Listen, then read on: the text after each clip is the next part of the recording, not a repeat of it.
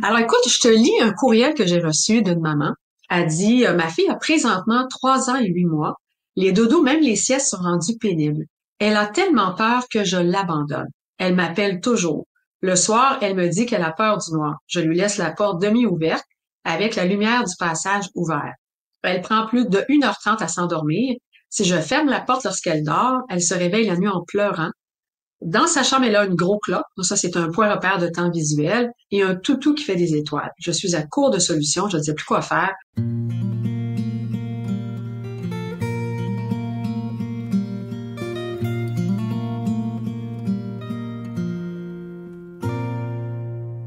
Bonjour, bonjour les parents. Donc, nous revoici c'est la dernière épisode de la saison 8. Déjà. Ben oui, de quoi au juste? De notre podcast SOS Dodo, percevoir le dodo au-delà des stratégies. Puis là, ben, pour la dernière épisode, j'ai le goût de parler d'un sujet qui touche énormément les parents de très près puis qui les touche émotivement. C'est que souvent, puis là, ben, on va lire un courriel tantôt, mais là où je veux ouvrir, c'est sûr qu'il y a des parents, ils ont l'impression, quand leur enfant est dans le lit puis qu'il veut pas dormir, qu'il soit en train de pleurer ou pas, en train de jaser ou pas, mais qu'il ne s'endort pas, que l'enfant pourrait se sentir abandonné. Moi, j'ai l'impression que c'est pas juste dans ces moments-là. Qu'est-ce que tu veux J'ai dire? pas, tu sais, ma cousine Belinda, elle a eu un bébé récemment. Ben oui! Puis elle m'a partagé que il y a un moment donné, après l'accouchement, ils ont fallu qu'ils le retirent parce qu'il y avait un problème, nanana. Et elle devait se reposer. Elle ne pouvait pas marcher, il fallait qu'elle reste au lit. Puis elle se sentait mal. Elle avait déjà l'impression d'abandonner son enfant. OK. Parce qu'elle ne pouvait pas le suivre et Le être suivre. avec lui. OK. Ouais. Mais son papa était là. Mathieu, oui. OK, Ouais. le papa était là, mais parce qu'elle était pas là, ben, elle abandonnait son enfant. Mais est-ce qu'elle avait l'impression que son enfant se sentait abandonné? Si elle a l'impression qu'elle abandonne son enfant, je pense que on prend pour acquis qu'on abandonne notre enfant, donc OK, il va il se se sentir sentir, abandonné. d'après moi, OK. mais à valider, OK. ouais, OK, à valider. Donc, à c'est ça valider. parce que ces parents-là, quand, mettons qu'ils me parlent, là, ils ont l'impression d'abandonner leur enfant. Puis, effectivement, ils sont convaincus que l'enfant se sent abandonné. Ben, Mais ça part d'eux. j'imagine que, tu sais, l'un va pas sans l'autre. Ouais. Tu sais. Ah ben écoute, on se présente puis on Ouais, rentre dans le sujet. intéressant. Fait que c'est moi qui commence. Oui, je te laisse te présenter. Je m'appelle Carole Langevin, je suis la fille de Brigitte Langevin. Et je suis aussi coach oui, je suis coach PNL. C'est un outil pour moi, mais ce que je fais dans la vie, c'est coach relationnel. Tu vois, j'ai défait mon ma formule et je me suis complètement mélangée, mais bon, c'est la vie. Fait que oui, je fais du coaching relationnel parce que la relation, c'est ma plus grande passion. Ouais. Puis comme nous, on est dans le flou, on reprend pas. Ouais, Ah ben, on va laisser ça comme ça. on va laisser ça comme ça, puis c'est correct. Ben correct. C'est ça. Je me présente, parce que l'imperfection, c'est notre plus belle perfection. Pour vrai, je pense que j'en suis rendue à un point dans ma vie où j'ai envie de m'aimer encore plus parce que je fais des erreurs. C'est ça. Ouais. Wow. Ouais. Alors, je suis la mère imparfaite de Karel. Et je l'aime tellement comme ça, maman. C'est vrai. Alors, je suis Brigitte Langevin, experte en éducation au sommeil depuis 25 ans. Puis, j'ai le goût de parler encore une fois des amis du dodo. Donc, je forme des gens qui ont le goût de gonfler leur coffre à outils pour permettre à leurs enfants d'accompagner des familles comme moi je le fais, à permettre à d'autres familles de développer des bonnes habitudes de sommeil dans l'harmonie familiale de cette famille-là. C'est vraiment nice que tu sois rendu là dans ta vie, moi. Oui, c'est le fun. C'est- J'aime bien ça. Ben, c'est sûr. À une formation sur 52 semaines, puis vous avez dans le bas un lien là, pour aller voir de quoi il s'agit. C'est sûr que c'est la meilleure formation.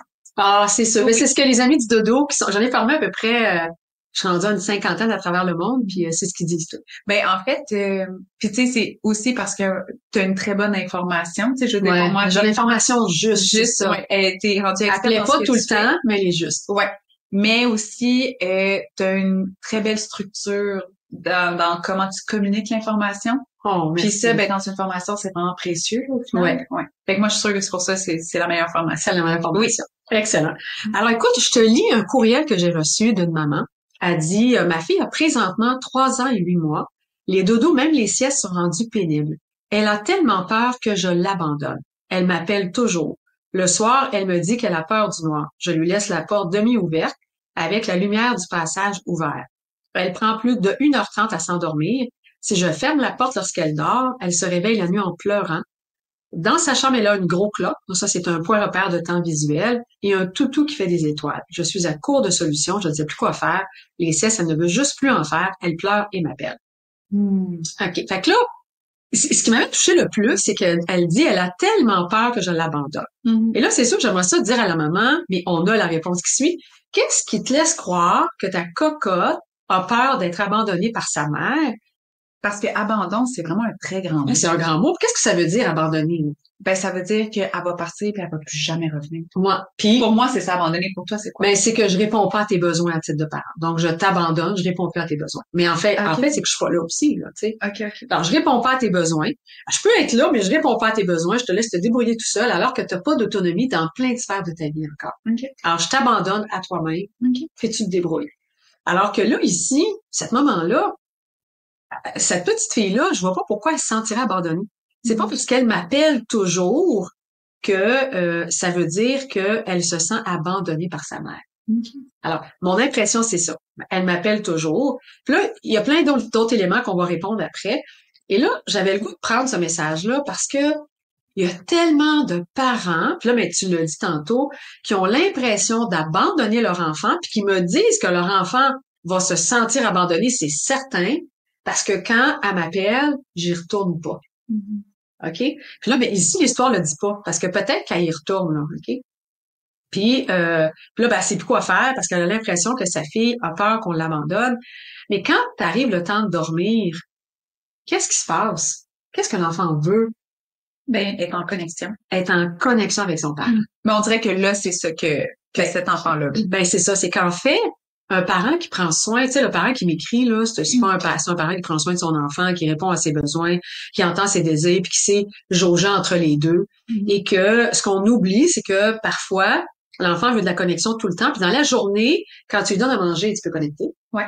Quand tu vas à la toilette avec, parce qu'on parle d'un enfant de 3 ans et 8 mois, tu vas à la toilette, tu réponds à un autre besoin de propreté, tu connectes encore. Quand tu vas jouer au parc, tu peux pas dire, écoute, va jouer, puis quand tu reviendras, c'est non, tu vas au parc avec lui. Fait que t'es encore en connexion, soit visuelle, soit auditive, soit kinesthésique. Mais quand t'arrive le temps de dormir, il est dans sa chambre, puis y a-tu encore de la connexion? Ben, normalement, non. Normalement, non, Ouais. c'est ça. Et quand la petite fille, elle appelle sa mère, quel genre qu'est-ce qui se passe selon toi? Ah, ben là, je veux dire, moi, j'étais un enfant. Bon, et tu t'en j'avais souviens tellement encore? de stratégies pour allonger mon temps d'éveil, pour allonger mon temps de connexion avec toi. Tu t'en souviens-tu? Ben, je me souviens du ressenti, je pense. OK. Tu sais, je veux dire, C'était quoi ton ressenti? ben, c'était tellement plus le fun. Aller dormir, c'était tellement plat. OK. La connexion, c'est tellement plus le fun. C'est sûr que, ben oui, maman, j'ai soif. Ben oui, j'ai envie de pipi. Ben oui, j'ai peur du noir. Ben oui, il y a quelque chose dans mon garde-robe. Ben oui, tu sais. OK. Ça, mais c'est le ton de voix qui donne si l'enfant a peur ou pas, là. Ouais. La façon dont tu le dis, t'as pas peur du tout, là. Non. C'est Moi, ça. je pense qu'à un moment donné, j'avais réellement peur de mon garde-robe, mais il y avait rien dans mon garde-robe. Non, il y avait rien. Mais peu importe. Tu sais, au sens où, ben oui, j'allais t'appeler pour un paquet de raisons, tu sais. Ben oui. Puis si, là, Puis après le but ça, ultime, c'était pas la raison en tant que telle, c'est de vouloir garder une connexion avec moi. oui, Donc, c'est de me voir, de me parler, puis on se touche. oui, 100%. Mais après ça, je sais pas, tu sais, je pense pas que c'était conscient. Mais non, C'est ça. tu C'était manipules pas conscient, pas. c'est ça exactement. C'était pas conscient. C'est une association. C'est ça. Puis là, je me dis que ben cette petite fille-là, si elle voit que quand elle dit qu'elle a peur puis qu'elle pleure, qu'elle a la réaction de sa mère qu'elle veut, ben elle fait juste l'association de continuer à faire cette stratégie-là parce que ça fonctionne, mais ce n'est pas conscient. Ça n'est pas Tu sais, conscient. c'est juste des associations comme Les ça. associations, c'est ça. Ouais. Donc, en fait, c'est que ce parent-là croit, OK, que sa fille a peur d'être abandonnée parce qu'elle l'appelle toujours, alors que la petite fille, elle, ce qu'elle veut, c'est une connexion à sa mère parce qu'aller dormir, c'est plat. Puis, tu sais, elle nous le dit, les siestes, elle ne veut juste plus en faire. Puis ça tombe bien, elle a 3 ans et 8 mois. Généralement, à 4 ans, la fin de semaine, il n'y en a plus. L'histoire ne dit pas si elle va à la garderie. Donc, si elle va à la garderie, ben oui, il y a encore une période de repos, même sans dormir. Ouais. C'est plus les 4-5 ans. À 3 ans, 8 mois, généralement, il y a une sieste d'1h30. Alors, le parent peut acheter la paix puis coucher son enfant plus tôt le soir. Là. OK? Fait que là, elle pleure et m'appelle. OK? Donc, le fait d'être appelé puis de pleurer, la mère est convaincue qu'il s'agit d'une peur de l'abandon. Alors, puis des fois, moi, je dis aux parents, tu l'as-tu déjà abandonné? Mhm. Puis la mère a dit, ben non! Est-ce que tu veux me rappeler c'est quoi les émotions avec lesquelles on est? Ah, il y a 6 émotions. Ouais. OK, donc on a la joie, la seule OK. émotion positive. Ouais. Ensuite, t'as la colère, Ouais. t'as la peur, mais seulement tomber et les gros bruits chez l'enfant. OK. OK? Ensuite, t'as la colère, Mhm. t'as le dégoût. Mhm. Tu peux pas empoisonner un bébé, là, la peur va Ouais. élever, mais quand OK. tu lui fais manger des brocolis, c'est la même affaire. Après ça, t'as la surprise, les premiers rôles, les premiers pets, les premiers gaz, il fait le sursaut puis il OK. pleure. Fait que la peur. Parlons de la peur. OK, la peur. On est avec la peur des gros bruits puis de tomber. Oui, le bébé vient au monde. Ça, c'est les émotions de survie. De survie. Ouais. Tout le reste, on l'apprend. On l'apprend. Aux côtés de ses parents. C'est qui nous apprend à avoir peur dans la vie? C'est nos parents. Ben, c'est ça. C'est ça. Fait que est-ce que le bébé vient avec une peur intrinsèque de se faire abandonner? Non. Non. C'est ça. Exactement. Sauf que si tu vas aller sur Internet, t'as pas d'enfant encore, Karel. Non. Il y a plein de gens qui se disent compétents en sommeil, qui disent que l'enfant peut se sentir abandonné. OK. Alors qu'il n'a pas la notion de temps. OK.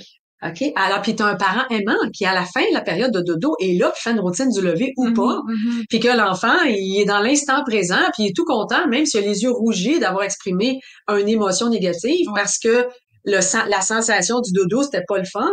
Je comprends tout ça, mais si on revient à l'information puis aux faits, ben c'est ça la réalité. Ben c'est ça la réalité. C'est ça. C'est sûr qu'il y a des peurs que l'enfant va découvrir par lui-même. Hein. Ça se peut qu'à un moment donné, il ait peur d'une fourmi parce qu'elle l'a piqué au doigt, puis que là, ça a fait mal, puis là, il va avoir peur, mais c'est la réaction de la mère ou du père qui fait la différence. Ben, qui va faire que la peur va s'ancrer ou pas. C'est ça. T'sais, au final, les araignées, on apprend à avoir peur des araignées, on apprend à avoir peur des abeilles, on apprend à avoir peur du noir, on apprend à avoir peur d'un paquet d'affaires. Puis plus on vieillit, ben plus on a peur des choses parce que plus on a appris à avoir peur. C'est ça. Selon nos expériences. C'est ça. Fait que pour moi, qui est très émotionnellement non impliqué dans la dynamique avec un enfant parce que je n'ai pas d'enfant, c'est très facile pour moi d'être rationnel dans tout ça. Mais je pense que des fois... Si tu parles de Belinda, puis Belinda, c'est une femme qui est rationnelle. Mais rationnelle, elle est médecin. Pour vrai, c'est la personne dans mon entourage que puis son chum. Son chum il est aussi rationnel. Puis médecin aussi. C'est probablement les deux personnes dans mon entourage qui sont le plus rationnelles que je connaisse. Puis malgré tout, elle a eu l'impression c'est ça. d'abandonner son enfant parce qu'elle partait pas avec lui alors qu'il partait avec son père. Exactement. C'est ça. C'est ça. Fait que ça, j'imagine, je me demande comment que un parent, une mère, un père, peu importe, qui tombe dans l'émotionnel comme ça, qui peut sembler comme un puits sans fond quand on a la sensation qu'on abandonne notre enfant. Quel outil on peut avoir pour faire pour switch, tu sais, pour switcher. Alors, tout part du discours intérieur, de nos pensées. Fait que là, moi, je me dis, c'est ma perception, peut-être que je peux me tromper, là, mais j'ai l'impression que tout part de mon discours intérieur. Donc, qu'est-ce que mon cerveau m'envoie comme information à ce moment-là, parce qu'il vient compléter une information que j'ai pas. Alors, si je suis consciente là, que de me dire, OK, je suis en train de me dire que mon enfant a peur de se faire abandonner par moi, je peux-tu me challenger? Suis-je en train de l'abandonner? Je suis où, là? Je suis dans la cuisine ou je suis l'autre bord de la porte. Je suis là.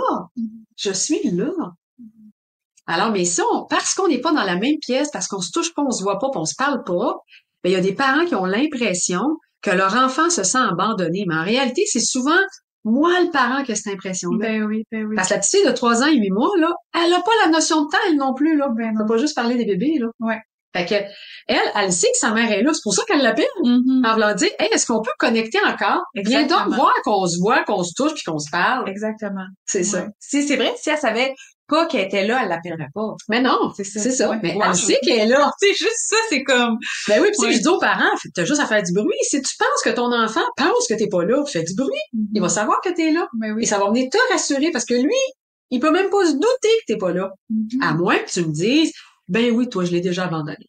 Mais c'est à 100% des cas, j'ai jamais eu de parents qui avaient déjà abandonné leur enfant. Je comprends. Que l'enfant s'était réveillé la nuit puis qu'il y avait plus personne dans la maison. Je dis pas que ça arrive pas.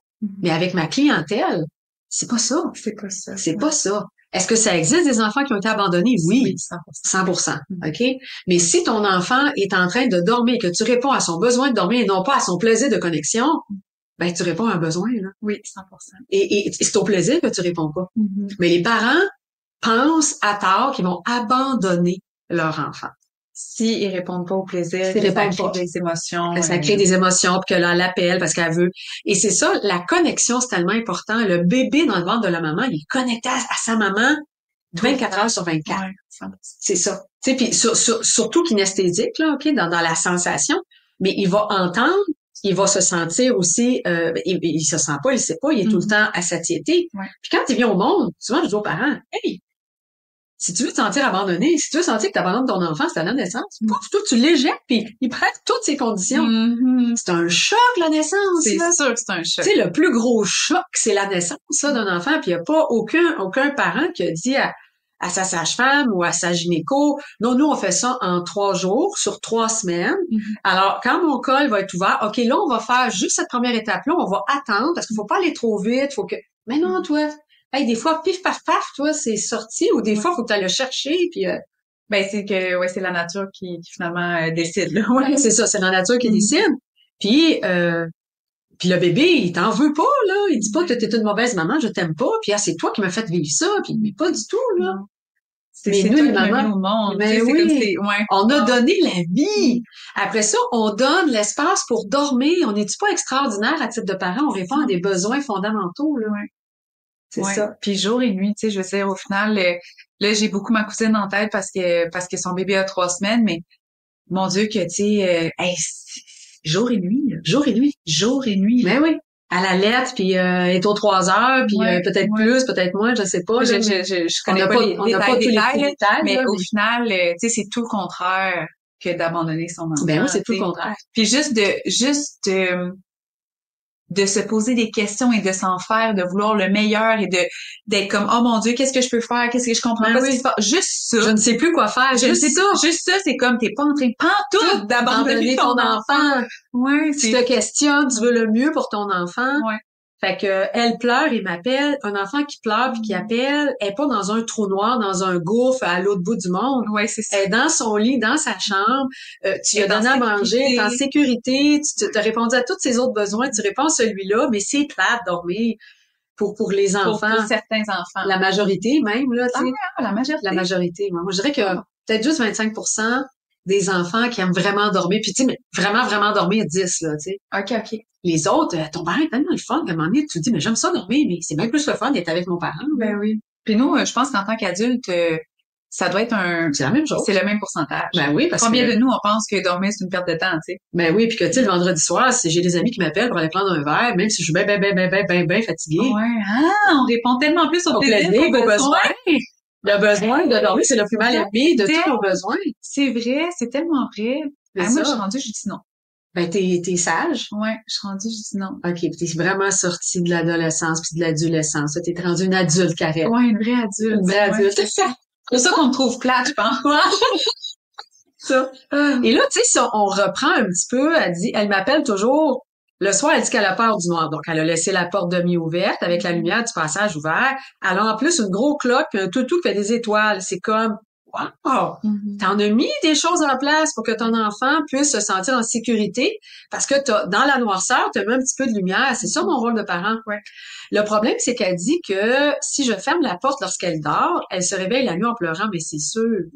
Parce que t'as changé son environnement. Tu sais, moi, si je m'endors, ma porte est ouverte, je me réveille, puis ma porte est fermée, j'aimerais pas ça. Clairement. Ou le contraire. Ou le contraire, là. Tu sais, je vais me demander qu'est-ce qui s'est passé, là, tu sais. Fait que... C'est vrai, 100%. Ben oui, c'est questionnant. Je suis un adulte, là, tu sais. Je sais comme quand je me suis endormie, ma porte était comment, là. Pourquoi elle est plus comme ça? Pourquoi elle est plus comme ça, là? Fait que... Puis ça peut cacher une dette de sommeil aussi en même temps. Fait que... Alors, c'est sûr que je suis à court d'idées, je ne sais plus quoi faire, mais premièrement, c'est de se rappeler que cette maman-là, c'est une maman aimante. OK? Puis que les dodos, quand ils sont rendus pénibles, ben on a affaire, des fois, à un parent qui est intervenu vraiment beaucoup. Et l'enfant, par association, a aimé ça. Ben oui. Puis là, ben il en réclame de plus en plus. Ben oui. Parce que ça semble être, selon mon expérience, une petite fille quand même facile. Elle a pas dit qu'elle se relève, elle a pas dit qu'elle me court après moi, elle a pas dit qu'elle vient me taper dans la cuisine, elle a pas dit qu'elle crie, qu'elle hurle. Ouais. Elle fait juste appeler. puis elle pleure.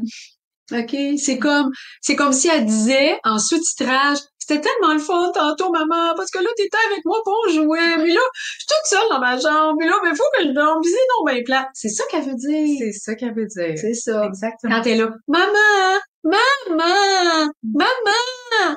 C'est ça qu'elle veut dire. 100%. Toi, Karel, t'as-tu eu peur du noir? Je pense que oui. Oui, t'as eu peur du noir. Ouais. Même encore aujourd'hui. Faut que je me parle quand je suis dans le noir. OK, faut que tu parles. Ouais, vraiment, mon imagination. C'est ça, hein. Notre imagination, qu'on n'a plus de visuel, devient très, très fertile. Ouais. Ouais. Fait que oui, j'ai encore peur du noir, puis il faut que je me parle à chaque fois que je suis dans le noir. Faut que je me dise qu'il y a pas, que c'est bien correct, qu'il y a pas de monde qui va sortir, tu sais. Puis je peux sentir mon rythme cardiaque accélérer. Je me rappelle quand on allait à la cave à vent à Sainte-Thérèse, puis il y avait pas de lumière. OK. Tu sais, à la cave à vent. Ouais. J'étais stressée. OK, mais t'étais toute seule ou quoi? J'étais toute seule, mettons, j'allais chercher quelque chose, on allait faire une commission pour Eric ou OK. puis il fallait vraiment que je me parle. Je sentais mon rythme cardiaque qui haussait. T'avais quel âge, là? Ah, ben j'avais 20 quelques années. OK. Ouais. OK. Ouais. Parce qu'il faisait noir dans la cave à vin? Parce qu'il faisait noir. Là, la cave à vin, on s'entend, là, c'est une grosse pièce, là. Ouais. Il y a plein de petites caves, il y a plein de celliers, d'espaces celliers pour différentes personnes en bois. Mais, tu sais, je veux dire, il y a pas un chat, là. Non. Il y a personne, il y a C'est trois barreaux. sécuritaire. Ben oui, c'est ça. Ouais. Fait que ouais. Toi, t'as-tu peur du noir? Mais en fait, là où je veux t'amener, parce que je veux pas rentrer là-dessus, Okay. c'est que quand t'avais peur du noir, parce que oui, t'as eu peur du noir, puis oui, je t'ai mis une veilleuse à l'époque, c'était ta lampe de chevet, puis à l'âge de 7 ans, t'as demandé de l'éteindre, t'en avais plus besoin. Okay. Et quand t'étais petite, je t'ai lu le livre Benjamin et la nuit. Oh, mon Dieu, hey, je l'ai encore, ce livre. Tu l'as encore? Ben tu l'as gardé? Oui. Benjamin et la nuit, puis il doit exister parce que, il me semble, j'ai fait une recherche récemment, il existe, puis c'est une petite tortue qui a peur de dormir dans sa coquille. Parce qu'il fait noir. Ouais. Puis là, ben, tu rencontres un tigre qui a peur des gros bruits, puis un oiseau qui a peur de voler, puis un ours polaire qui a peur du froid. Ouais, tu t'en rappelles? Ben oui, je te l'ai tellement lu, Karel. Wow. Je l'ai tellement lu. Pour que, puis tu sais, puis là, ben, tu sais, la tortue qui a peur de dormir dans sa coquille, c'est naturel. L'ours polaire qui a peur du froid, le froid quand t'es dans un ours polaire, c'est naturel. L'oiseau qui a peur de voler, c'est naturel. Puis l'autre, c'était quoi? C'est le tigre qui a peur des gros bruits, alors qu'il a un son qui rugit, il fait des gros bruits, c'est naturel. Alors dormir, c'est naturel. La peur du noir, c'est naturel. OK? Donc l'enfant, dans son parcours de développement, va avoir peur du noir, mais c'est pas maléfique, c'est pas épouvantable. Mais c'est pas un vrai danger. C'est pas un vrai danger, c'est pas un vrai danger, c'est ça que tu veux dire, ouais. Puis qu'est-ce que, avec la tortue, c'est quoi le truc qu'on a donné dans le livre avec la tortue? Ben, il mettait une veilleuse. Il mettait une lampe de poche. Une lampe de poche? Ouais, c'est une lampe de poche. Il la fermait quand il voulait. C'est ça, il la fermait puis il pouvait l'ouvrir. Fait qu'il y avait sa lampe de poche. L'oiseau qui avait peur de voler, qu'est-ce qu'on avait trouvé comme truc? Un parachute. Ah, c'est un parachute. Il y avait un parachute. Ouais, il y avait quelqu'un qui avait peur de nager, là, il y avait des flotteurs. Il y avait des flotteurs, c'est vrai, je me rappelle plus c'est quoi. Non, je pense que c'est l'ours polaire, il avait pas peur du froid, il avait peur de nager. De nager. Ouais. Il y avait des flotteurs, t'as raison. Puis le tigre, lui, il y avait des coquilles. Des coquilles, c'est ça. Ouais. Puis la maman, à la fin, elle a dit qu'elle aussi, des fois, elle avait peur. Ah, c'est vrai. Mais oui, elle avait peur que son petit coco ne revienne pas à la maison. Ah, c'est vrai. Puis là, elle a dit, puis là, la petite tortue Benjamin, elle dit, toi aussi, maman, t'as peur?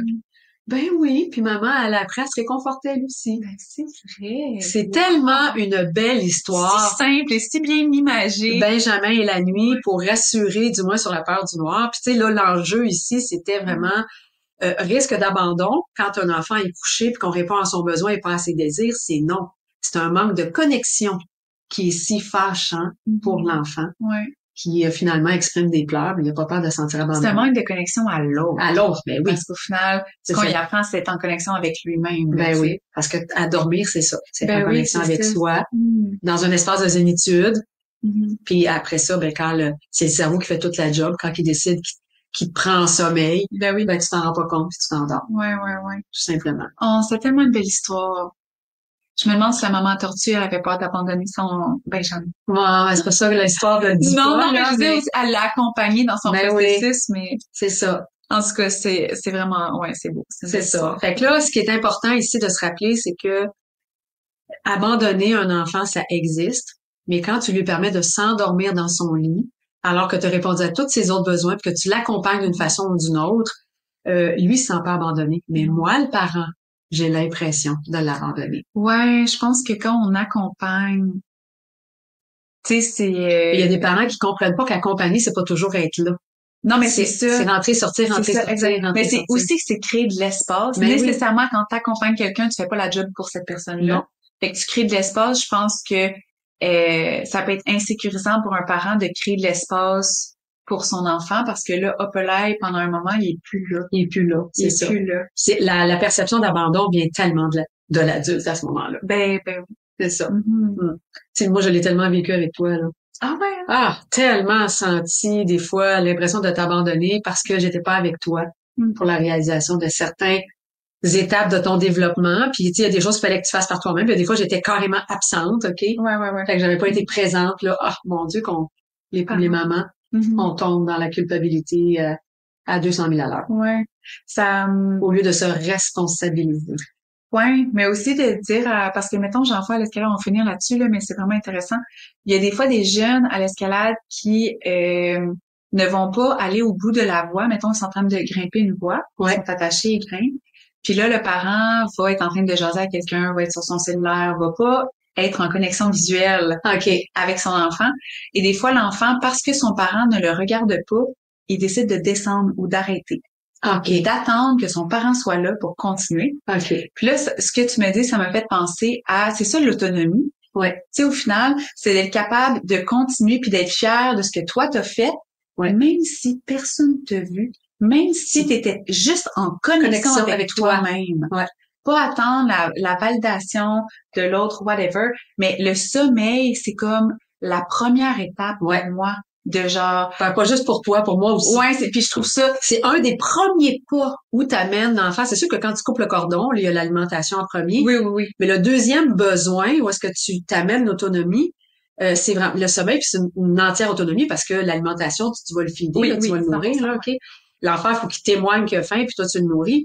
Mais le sommeil, quand t'en arrives là, c'est tout un processus interne qui se met en place, puis qui dit, OK, parents, c'est bon, tu peux me laisser aller. Je te prends ça en charge, puis on va aller vérifier quand t'es fatigué, on va envoyer des signaux de fatigue. Puis on espère qu'il va savoir comment répondre à l'appel qu'on y envoie. Exactement. Puis la connexion interne, c'est important. Tellement. C'est tellement important. My God. Fait que je trouve ça beau, moi, l'apprentissage au sommeil, parce que... Aux bonnes habitudes. Aux bonnes habitudes de sommeil. Parce que c'est très symbolique pour moi dans le développement d'un être humain, là, maintenant.